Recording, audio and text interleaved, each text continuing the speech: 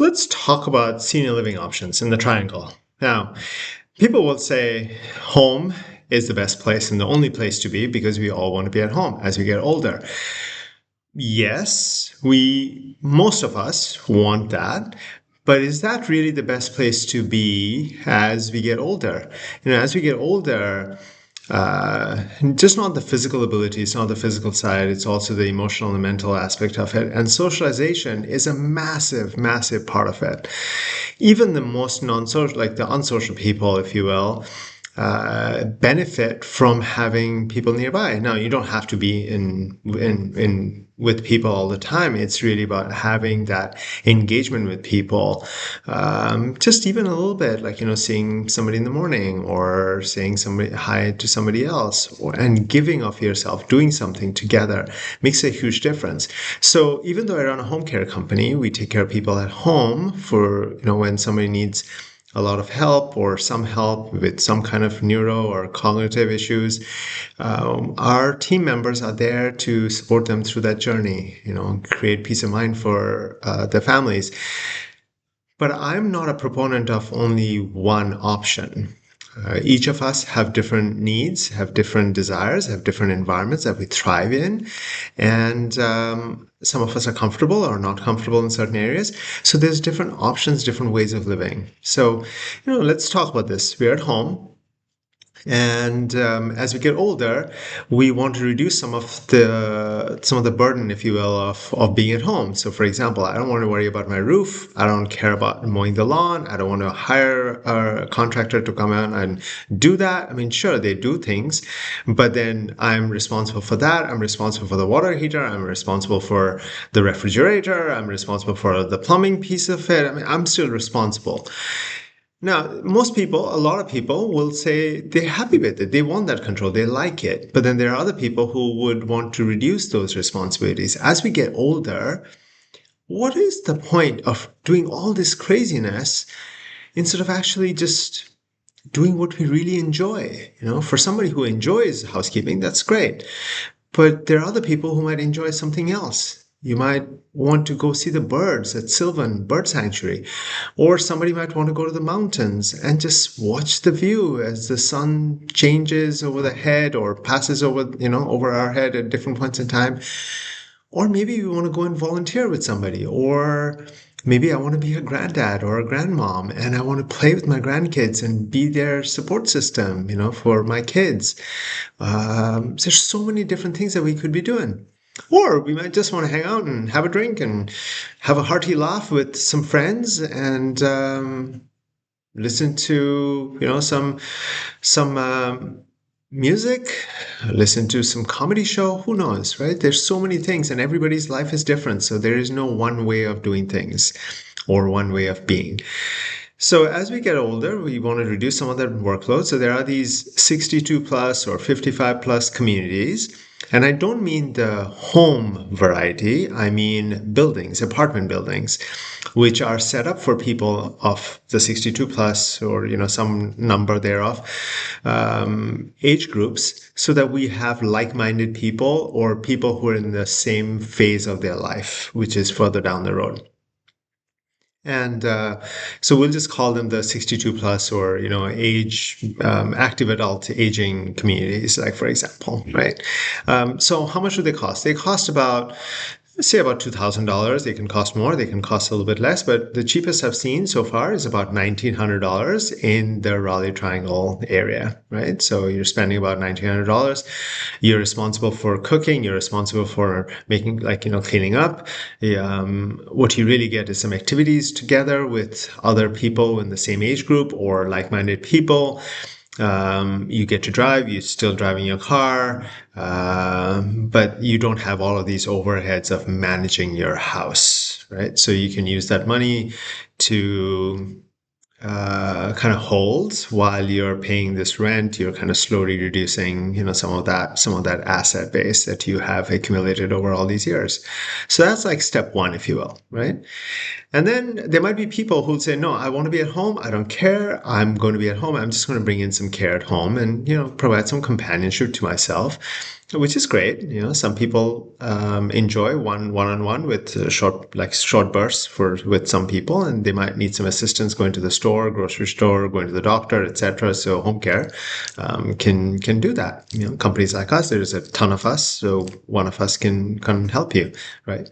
Um, then let's talk about your needs are getting a little bit more. So you are independent, but you don't want to drive anymore, or you don't want to own a car anymore. You want to be driven to the doctor's office, or better still, you want to have a doctor in-house, or a nurse practitioner in-house, so you can stay where you are, and then just use or go to this nurse practitioner or the doctor, once in a while as you need it. So you don't have to go out of the building.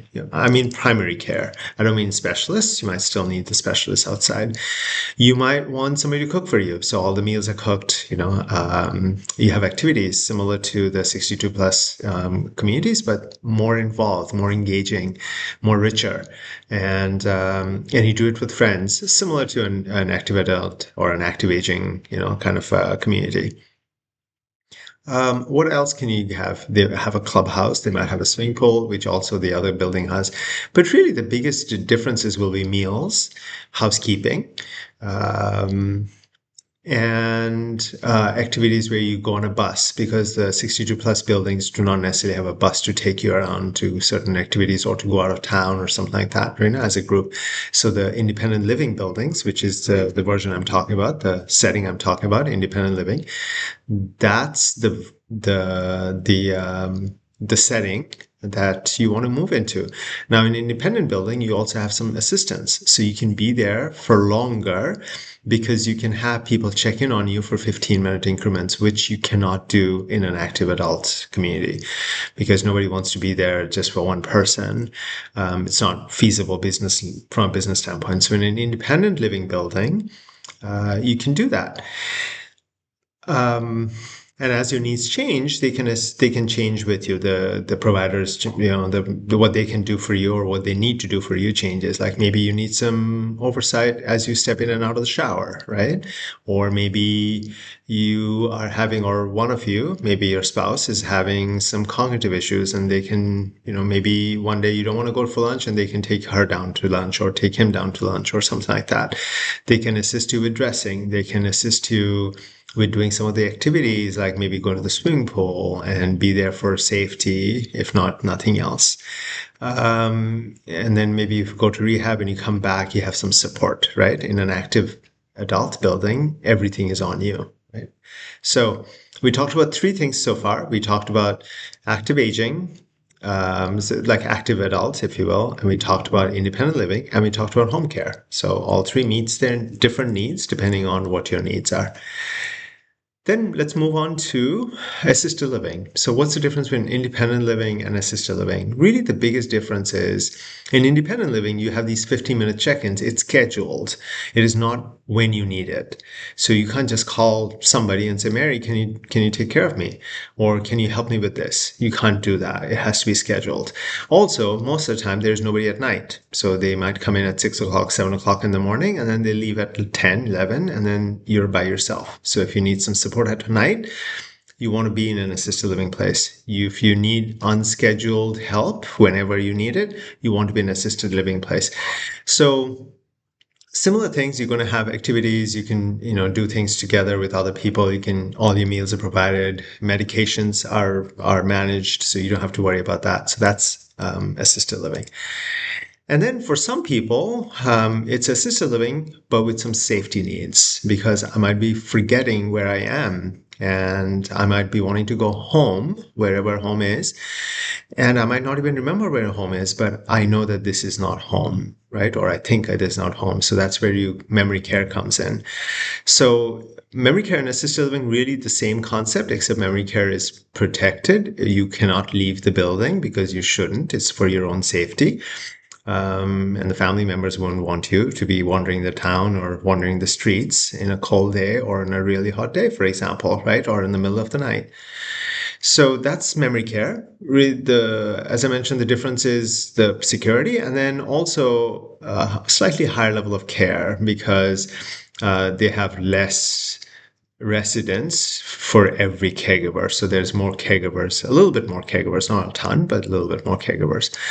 So let's talk about pricing a little bit, which is, we talked about active adult, which is about $2,000. You talked about independent living, starts about 3,300, depending on the size of the room. Studio, 1 bedroom, 2 bedroom, you can go up to 5, 6, 7,000, $10,000, really depending on the type of the building and the type of the environment and how nice you want to live, make it, and all that.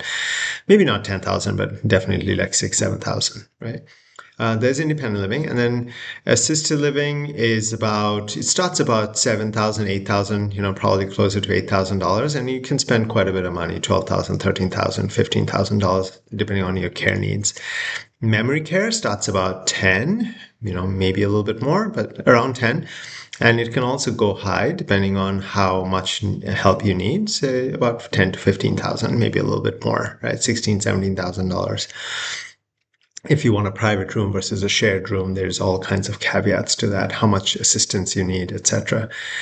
And then home care. Home care, 40 hours is about $6,000, depending on the company, depending on how much they charge. It can be anywhere from $6,000 to about $7,000, $8,000. So there's pros of living at home with home care. There's pros and cons of living in an assisted living without home care, or an independent living with some assistance, with a little bit of assistance. So those are different settings.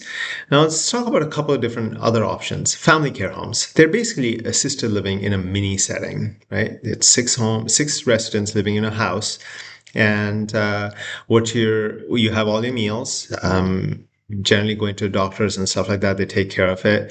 By the way, in all of these settings, you can bring in home health, like physical therapy, occupational therapy, speech therapy, and speech is not necessarily about speech. It has different aspects that they can help you with.